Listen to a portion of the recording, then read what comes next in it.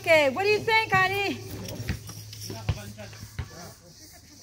Good, having a concert. Yeah. Having a concert at the park.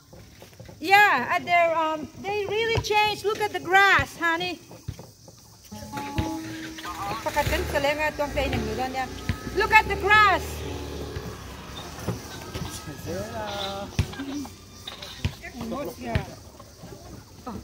Oh yeah,